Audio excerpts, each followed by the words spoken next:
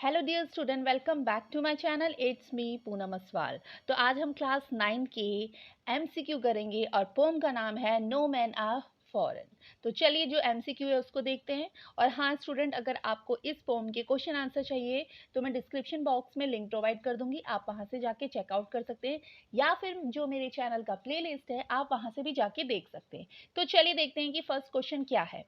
First question है the message this pome is dash. इस poem में जो मैसेज दिया गया है वो क्या दिया गया है, यानी संदेश क्या है इस पोम का। तो ऑप्शन है equality and brotherhood, option be people live in different countries, option see everyone is difficult, या ऑप्शन डी नन। तो इस पोम का जो मैसेज है वो क्या है, इक्वालिटी एंड ब्रदरहुड, तो यानी option A.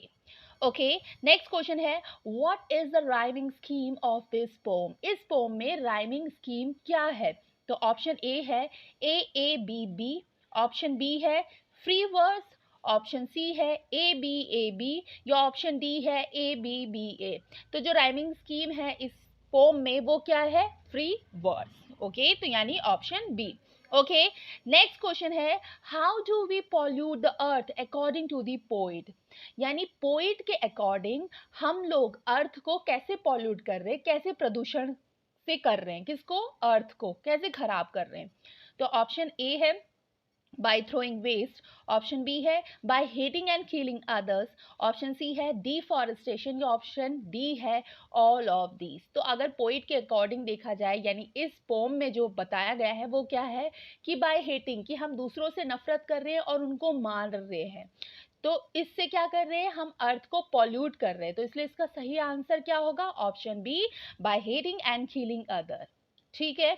Okay, next question है What do we do when we hate others according to the poet?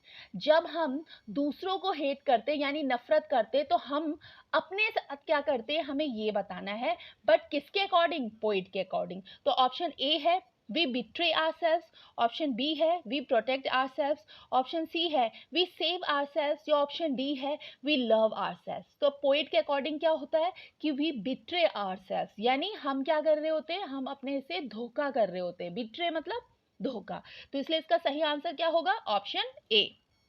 Okay, next question है what is the name of the poet of this poem. यानी ये जो poem है no man are foreign, इसके poet का नाम क्या है आपको ये बताना है। ऑप्शन ए है जेम्स विलियम, ऑप्शन बी है जेम्स ऑस्टन, ऑप्शन सी है जेम्स किरकअप, ऑप्शन डी है नन ऑफ द अबव। तो इस जो पोम है, इस पोम में जो पोइट है वो कौन है, जेम्स किरकअप। ओके, तो सही आंसर क्या होगा, ऑप्शन सी।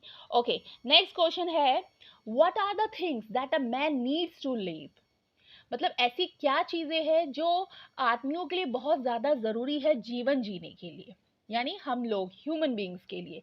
तो ऑप्शन ए है सन, ऑप्शन बी है एयर, ऑप्शन सी है वाटर, ऑप्शन डी है ऑल ऑफ दीज। तो ये सारी ही चीज बहुत ही नेसेसरी है हम लोगों को जीने के लिए, तो इसलिए इसका सही आंसर क्या होगा, ऑल ऑफ दीज। क्योंकि हमें सूरज भी चाहिए, हवा भी चाहिए और पानी भी चाहिए, किसके लिए, जीवन जीने के लिए। तो इसलिए सही आंसर क्या होगा, all of these, option D. Okay, next question है what poetic device is used in the line beneath all uniforms a single body breathes. मतलब ये जो लाइन है ना, beneath all uniform a single body breath, इस line में कौन सा पोएटिक डिवाइस यूज हुआ है आपको ये बताना है। ऑप्शन ए है मेटाफर, ऑप्शन बी है सिमिली, ऑप्शन सी है पर्सनिफिकेशन, ऑप्शन डी है एलिट्रेशन। तो कौन सा हुआ है, वो हुआ है एलिट्रेशन, यानी ऑप्शन डी।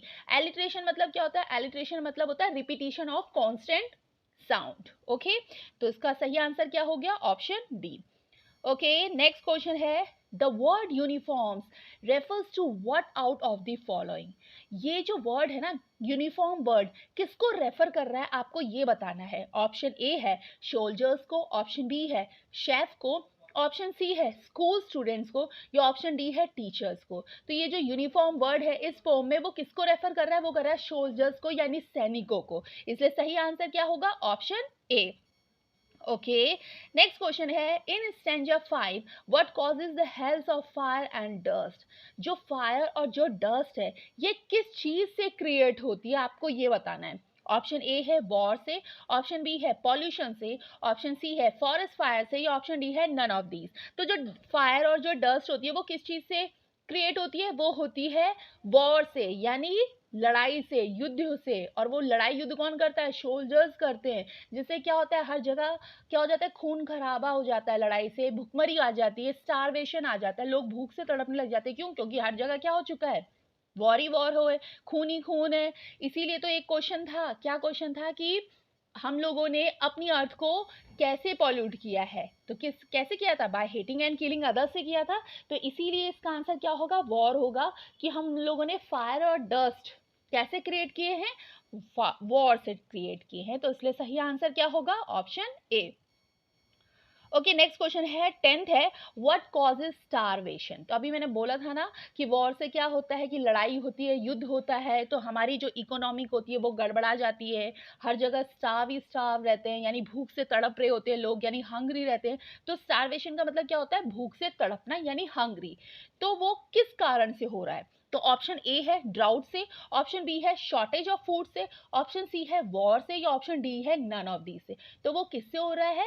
वो हो रहा है वॉर से, यानी ऑप्शन सी।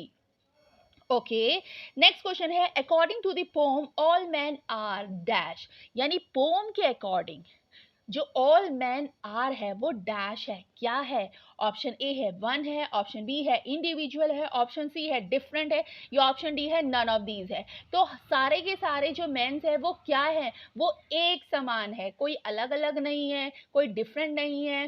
तो इसलिए इसका आंसर क्या होगा? वन, यानी ऑल मैन आर वन, यानी सारे इंसान क्या है? एक जैसे ही है। तो इसलिए इसका सही आंसर होगा ऑप्शन ए।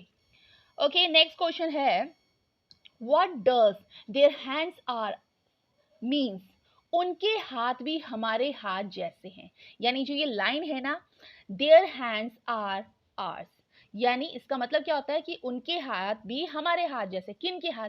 जो फॉरेन के लोग हैं उनके हाथ हमारे हाथ जैसे हैं, उनके फेस हमारे जैसा है, उनकी आंख नाक कान सब हमारे ही जैसे। तो इस जो ये वर्ड्स है, ये जो लाइन है, ये जो सेंटेंस है, इसका क्या मतलब है आपको ये बताना है।